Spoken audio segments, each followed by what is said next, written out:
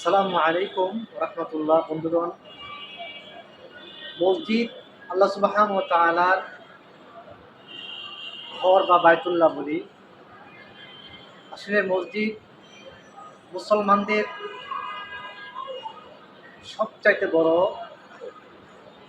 আনন্দের জায়গা। এই মসজিদ মুসলমানদের সাংস্কৃতিক, রাজনীতিক এবং ইবাদতের কেন্দ্রস্থল। নতুন প্রজন্ম যারা আছে তারা আজকে মসজিদ থেকে নিজেরা বিমুখ হয়ে যাচ্ছে। বিশেষ করে উঠতি বয়সী যুবকেরা, শিশুরা, তাদেরকে মসজিদমুখী করতে হবে। তাহলে তারা আগামী দিনের জন্য ইসলামকে জানবে, বুঝবে, ইসলামকে তারা এগিয়ে নিয়ে যেতে পারবে। বন্ধুগণ, মসজিদের সাথে আমার আপনার হৃদয়ের সম্পর্ক স্থাপিত হোক।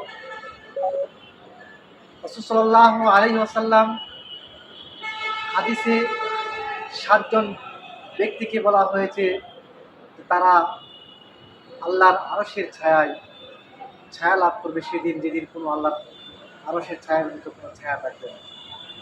এর মধ্যে একজন হচ্ছে সেই ব্যক্তি যে ব্যক্তি একবার নামাজ শেষ হয়ে যাওয়ার পর তার মনটা মসজিদের দিকে ঝুলে থাকে আরেক ভক্তের জন্য।